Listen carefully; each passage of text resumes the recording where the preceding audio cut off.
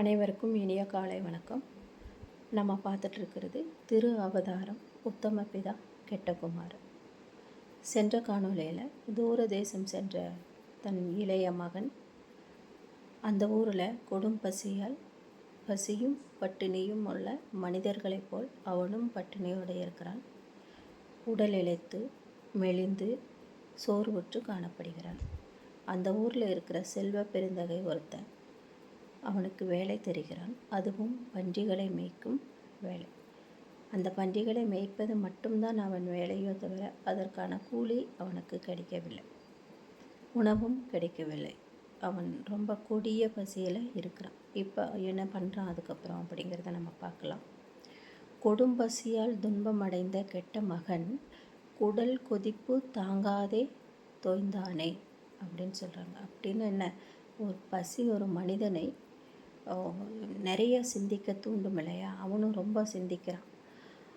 அதில் பசியில் அவனுக்கு சாப்பிடுவதற்கு எதுவுமே கிடைக்கல. அப்போ என்ன பண்ணுறாங்கன்னா, பன்றிகள் தின்றுவிட்ட அந்த தவிட்டு பொடிகள் கிடக்குது.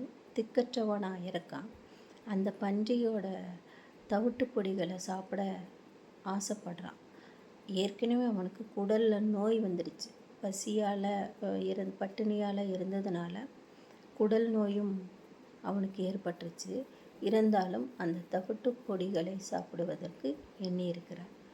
ஆனாலும் அதை கொடுப்பவருக்கு கூட யாருமில்லாதவனாக அந்த இடத்துல தனிமையில் உணர்றான். கொடுப்பவரே ஆறுமிலர்.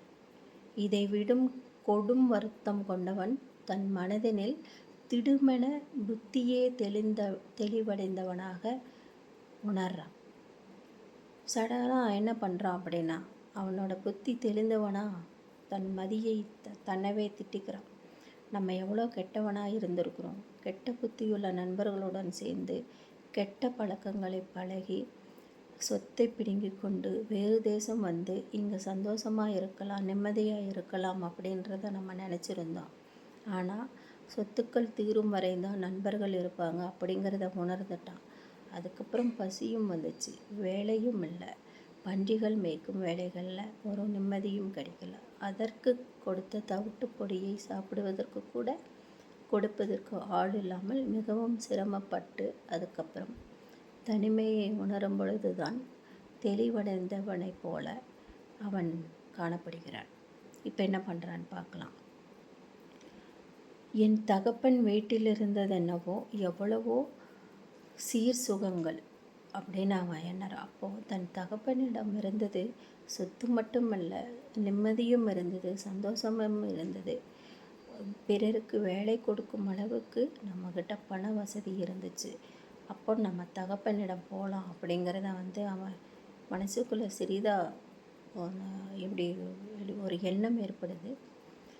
என் தகப்பன் ஊழியரோ எத்தனையோ பேர் அப்படின்னு அவன் சொல்கிறான். அப்போது தன்னிடம் வேலை பார்க்கும் ஊழியர்கள் நிறையா பேர் இருந்தாங்க. நான் இங்கே ஒரு வேலையும் இல்லாமல் தனிமையில் காயப்பட்டு கிடக்கிறனே அப்படிங்கிறத அவன் நினைக்கிறான். என் பசியை தீர்ப்பதற்கு இங்கு யாரும் இல்லை, ஏழை பசியானவனே சாகிறேனே அப்படின்னு பசியோடு இருந்து தன்னோட துக்கத்தை வெளிப்படுத்துகிறான். அப்போ என்னோட தந்தைக்கிட்ட 1000 பேர் வேலை செய்ய இருந்தாங்க. தினமும் என்னிடம் தான் இப்படி தினக்கூலியை பெற்று நிறைய பேர் போவாங்க. நான் இங்கே கேட்குறக்கு ஆள் இல்லாமல் திக்கற்ற பிள்ளையாக இருக்கிறேனே அப்படின்னு ரொம்ப வருந்தேன். இப்பொழுது செய்குவனே இவ்விதம் என்னுடைய சிறுமதியினால் தன் நண்பர்களுடன் சேர்ந்து சொத்துக்களை அளித்ததை எண்ணி வருந்துகிறார்.